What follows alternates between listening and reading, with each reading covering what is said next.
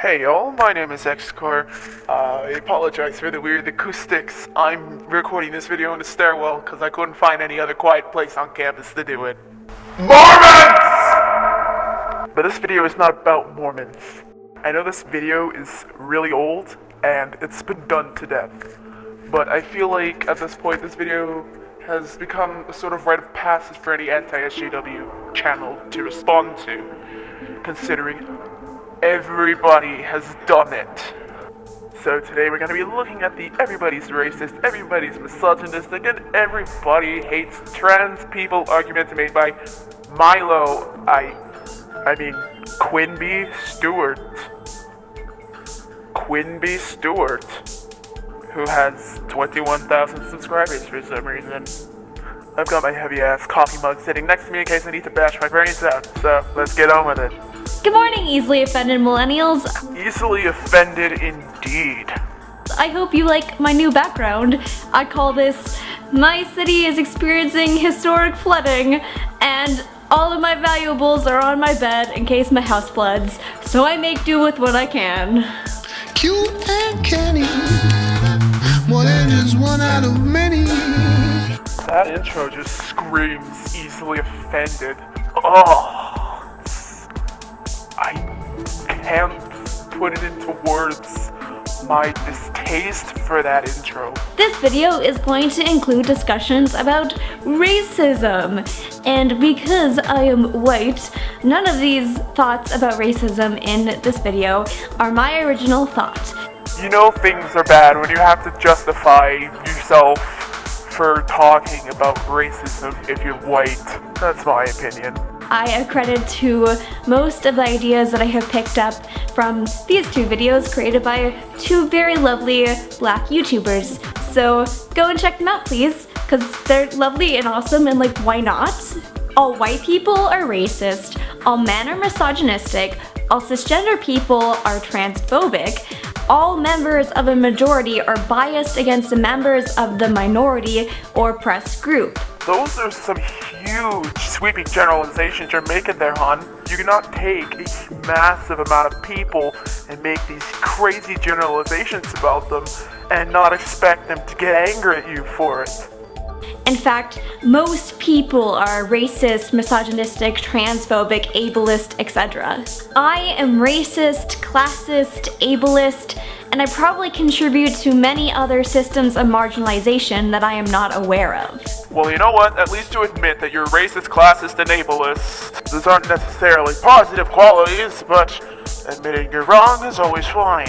Words like racist, misogynistic, and transphobic are not insults, nor are they stereotypes or generalizations. Rather, they are facts about the way we are socialized in a Western society, and in most other societies.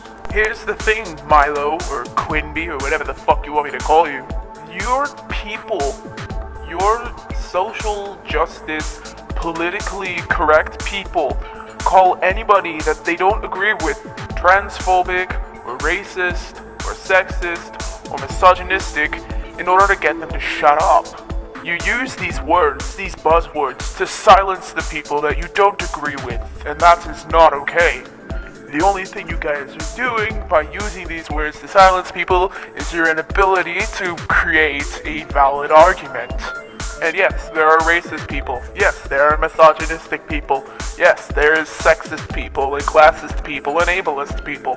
But the thing is, that is never going to really change. There are always going to be psychopathic murderers in the world, and that's not gonna change just because you make a movement saying, "Don't murder people! Don't murder people!"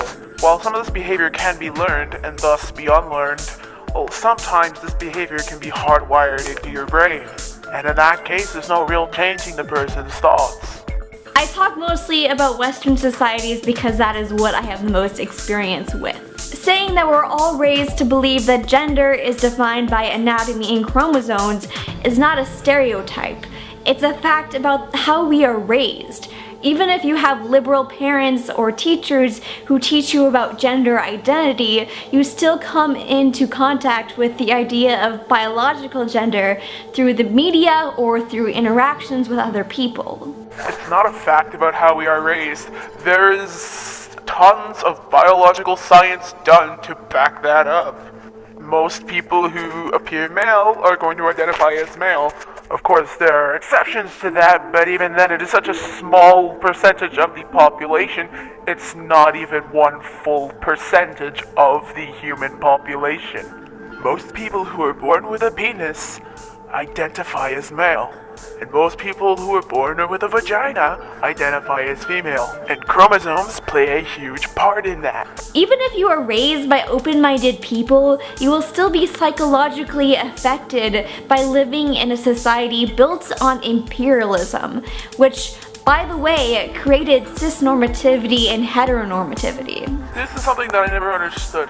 What is wrong with having people identifying as the gender they were born as being considered normal? What is wrong with that? Same with what is wrong with straight people being considered normal. In 2013, there was a survey taken by nearly 35,000 adult people, and of all of the participants, almost 97% of the people identified themselves as straight, while the other 3% of the people identified themselves as either homosexual or bisexual. Now, of course, this was back in 2013, and I'm sure that the statistics have changed since then. But from the survey, we can say that it's more likely you're going to run into a straight person than you are going to run into a gay or bisexual person. While I agree that adding the diversity of the existing and real sexualities as well as the existing and real genders is important in the media, there's nothing wrong with being considered normal just because you're straight or you identify as the sex you were born as. A 2012 study, which I will link below, observed how white people empathize with black people less than we do with other white people, because our minds register their pain as being less severe than it actually is. We're raised to believe that black people are lesser, and that they're more likely to be dangerous to us, even though history has proved the opposite to be true. No, I actually think the reason that white people might sympathize with white people more than they sympathize with black people is because white people can identify easier with white people than with black people. The same way how black people can probably identify with other black people much easier than they can identify with white people. If you don't have any experience of being a black person, then you don't have that experience, and thus it's harder for you to empathize with a black person who's dealing with a specific issue, especially if it's targeting their own race. This has nothing to do with seeing someone as less value than you, or seeing someone's pain as less sufferable than yours. We are most certainly not raised to believe that black people are lesser than us because we're white. And the reason that a lot of people will see black people as more dangerous is because of the crime statistics.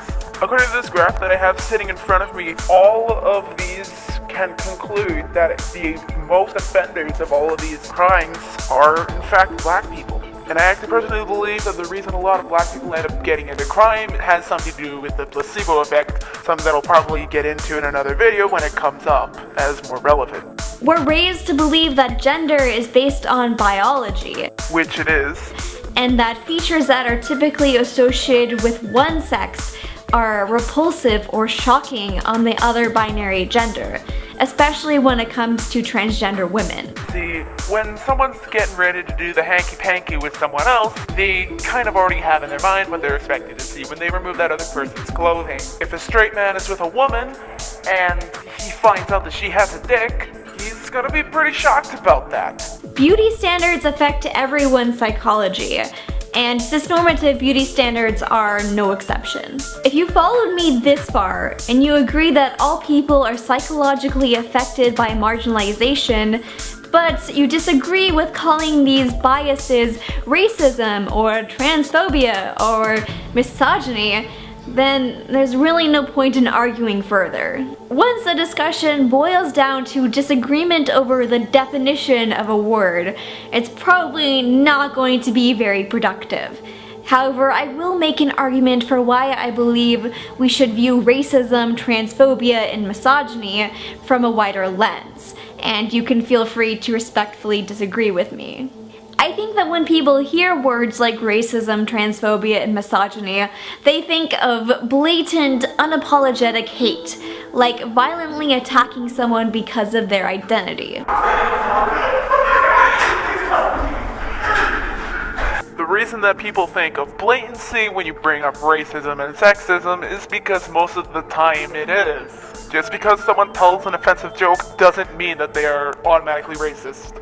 Because a joke doesn't provide you with any information about a person except for their sense of humor. If somebody is actually racist or sexist, you can usually tell right away based on how they treat the people who are around them. Certainly people who commit violent hate crimes are very, very bad people.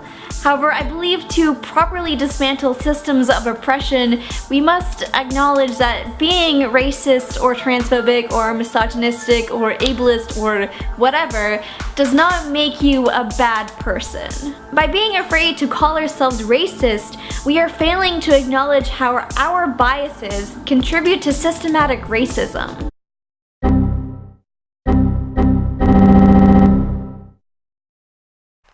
Okay, but I seriously can't take any more of this, so I'm just gonna stop it there before I kill somebody. As always, if you enjoyed the video, be sure to like and share. Don't forget to smash down that subscribe button as hard as you can. Pound on the keyboard, I swear to fucking God, do it. Hope you guys have a good day or night. I'm not in control of how time works, but apparently time changed like 2 days ago. So, I'll see you guys in the next video. Later.